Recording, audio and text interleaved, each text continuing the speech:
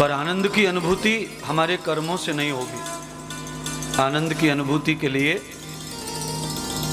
हमें कृपा चाहिए भगवान की, धर्म की, सद्गुरु भगवान की। इनकी कृपा मात्र ही हमें आनंद का अनुभव कराती है, क्योंकि भगवान चाहें तो भगवान हमें मिलेंगे, उनका सुख हमें मिलेगा। या फिर हमारी भक्ति इतनी ज्यादा हो जिसमें कुछ शेष न बचा हो, जो कुछ है सब तोर, यानी हमारे पास में धन है, वैभव है, घर है, मकान है, जो है सब समर्पित, तो फिर आप आनंद के अधिकारी बन जाते हैं। फिर आपके अधिकार को कोई छीना नहीं सकता। स्वयं भगवान आके भी आपके अधिकार को छिनाएंगे तो वो भी नहीं छिना सकते, क्योंकि आपका अधिकार बन जाता है।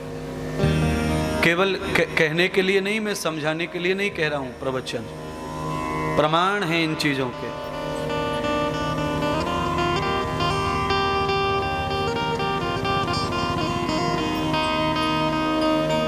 सबने मिलकर कोशिश की, सब देवता ब्रह्मा के पास गए, विष्णु के पास में गए, शिव जी के पास में गए।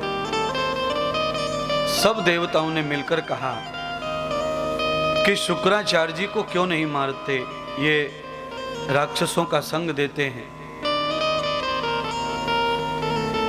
कर्कश आवाज कर दी और ये सिन सिन कर रहा है।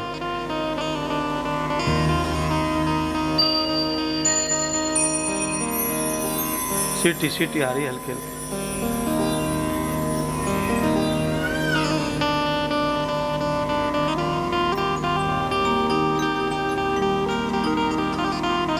भगवान नारायण कहते हैं, भगवान शिव कहते हैं, ब्रह्मा कहते हैं कि हम शुक्राचार्य को मार नहीं सकते।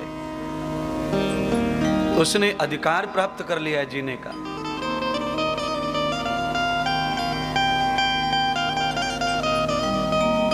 हिरण्यकश्यप के लिए भी भगवान ने ये कहा कि आप तो सकल सामर्थ्यवान हैं और आपके लिए किसी को मारना, जन्म देना, पालना, ये सब आपका कर्म है, तो आप हिरण्यकश्यप से क्यों भयभीत है प्रभु, आप उसे जल्दी मार डालो।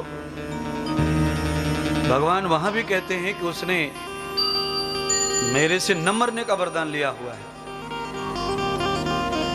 तो आपसे भी मैं कह रहा हूं, हिरण्यकश्यप तो अच्छे विचार का व्यक्ति नहीं था, आप तो अच्छे विचार के लोग हैं, तो हम कुछ ऐसा कर ले कि हमें भी न मरने का वरदान प्राप्त हो जाए। भगवान भी न ठग सके, भगवान भी न हमें तकलीफ में डाले, भगवान न हमें गरीब कर सके, और भगवान न हमें दुख दे सके, क्लेश दे सके। हमारे खाते में दुख नाम की चीज ही न हो जमा, क्लेश हमारे खाते में ही न हो। ऐसा करना, ये सब हमारे बस में तो है, पर इतना सब करने के लिए हम कमजोर हैं, कम हैं, हमें अनुभव नहीं है, हम जानते नहीं हैं कि ये सब इतना कैसे पैदा किया जाएगा अधिकार, इसके लिए क्या करना पड़ेगा। तो सूक्ष्म ही दृष्टांत है करने के लिए। आप संसार में कुछ नहीं है शेष आपका, जाविद राखे राम ताई विद रहिए, और सीताराम सीताराम राधे श्याम। इतना समर्पण आ जाए, इतना विवेक आ जाए, इतनी समझ आ जाए, तो अधिकार पूरे सिद्ध हो जाते हैं। फिर अधिकारों में कोई कमी नहीं रहती है,